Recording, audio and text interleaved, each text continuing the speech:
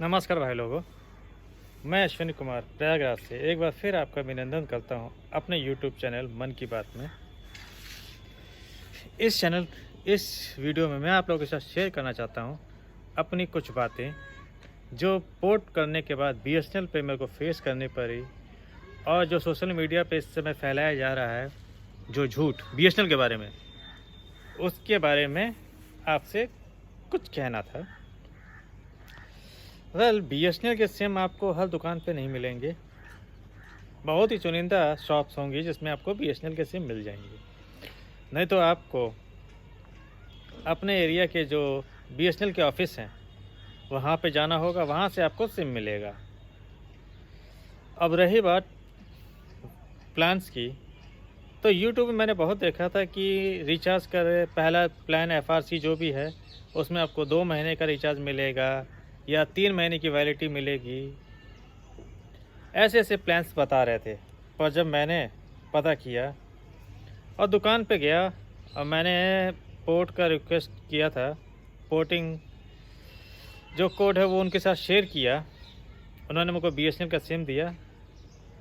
पहले जान लीजिए, यहाँ मैंने करीब 8-9 दुकान पता किया, किसी के पास बीएसएनएल का सिम नहीं था।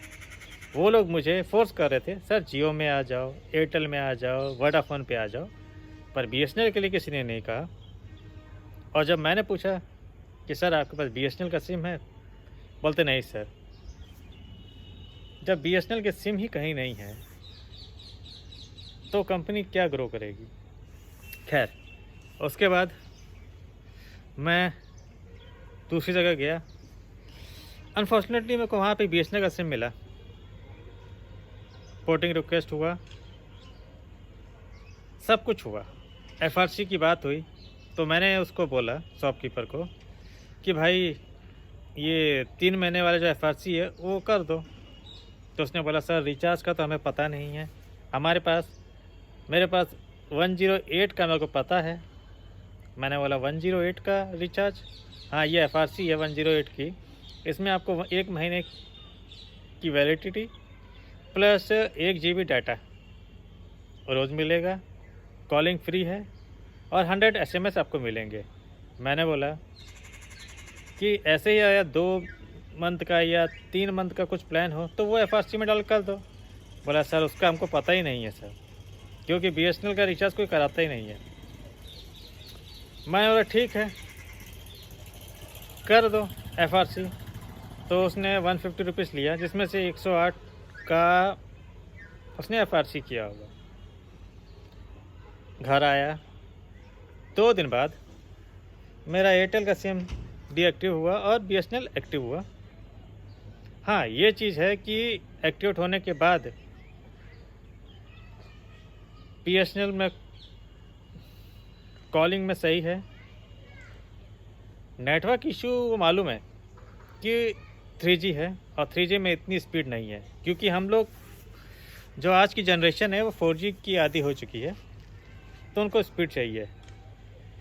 जो हम लोग पहले जब 2G में हम लोग थे, जब हम लोग कॉलेज में 2G में थे, तब भी हम लोग यूट्यूब या मूवी बफरिंग के बाद देखते थे। आजकल बफरिंग तो बहुत कम हो गई है, बफरिंग किसी में नहीं होती होगी आई थिंक, पर उसमें बीएसएनएल में बफरिंग आज भी है।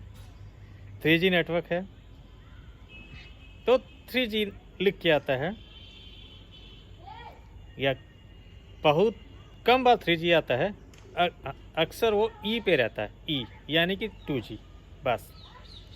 मैं प्रयागराज में हूँ, नैनी में रहता हूँ, तो यहाँ पे स्पीड उसकी अपलोडिंग स्पीड 0.5 है और डाउनलोडिंग स्पीड 0.75 है 3G में। और जब वो ई शो करता है तब ब्राउज़र ही ओपन नहीं होता है। खैर, उसमें मैं बीएसएनएल को दोष नहीं दूंगा, क्योंकि बीएसएनएल मैंने सिर्फ वैलिडिटी के लिया था, क्योंकि ऑलरेडी आपको बताया है कि मेरे पास जियो और एयरटेल है ऑलरेडी।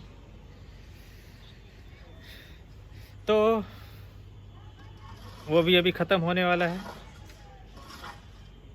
उसके बाद उसमें 1 साल का रिचार्ज इनकमिंग छोड़ करा के, सिर्फ वैलिडिटी का रिचार्ज करा के उसे रख देना है। अगर आपको सिर्फ वैलिडिटी के लिए रखना है, इनकमिंग के लिए रखना है और घर पे रखना है, मतलब आपको कैरी नहीं करना है, तब आप बीएसएनएल का ले सकते हैं। क्योंकि बीएसएनएल में आपको सिर्फ कॉलिंग मिलेगी, उसके अलावा आप उससे कोई उम्मीद मत रखिएगा कि नेटवर्क स्पीड उसकी अच्छी होगी या ब्राउजिंग आप अच्छे से कर पाओगे। जो भी यूट्यूबर्स आपको ये सब कह रहे हैं कि 3G में हमारे इधर इंटरनेट स्पीड अच्छी है, तो उनसे जाके एक बार मिलिए और देखिए कि क्या स्पीड है। क्योंकि वो लोग अपने वीडियोस को एडिट करके कंटेंट कहीं और का अपने वीडियो में पेस्ट करके आप लोगों को दिखा देते हैं। पर मैं विदाउट एडिटिंग जो भी वीडियो है, जो भी मैं आपसे कहता हूँ, वो मैं पोस्ट करता हूँ, जिसमें पॉइंट भर भी एडिटिंग नहीं होती है। मैं जैसा दिख रहा हूँ या जो जैसे मेरे पीछे का नेचर है, एटमॉस्फेयर जैसे पीछे है, सेम वही रहता है, जिसमें एडिटिंग बिल्कुल नहीं है। तो बीएसएनएल आप ले सकते हैं सिर्फ वैलिडिटी बनाने के लिए। इससे ज़्यादा उम्मीद मत रखिएगा अभी बीएसएनएल से। और आपसे वही कहना चाहता हूँ, अगर आपके एरिया में जो भी सर्विस प्रोवाइडर अच्छा नेटवर्क दे रहा है, आप उसके साथ रहिए। चाहे वो बीएसएनएल अगर दे रहा है तो बीएसएनएल के साथ, एयरटेल, वोडाफोन, जियो जो भी दे रहा है उसके साथ आप बने रहिए।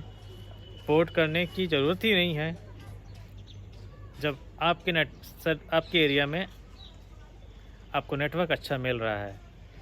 कुछ पैसों के लिए, कुछ चीप प्लान्स के लिए आप किसी भी नेटवर्क में स्विच कर रहे हैं, तो ये घाटे का सौदा आपके लिए होगा।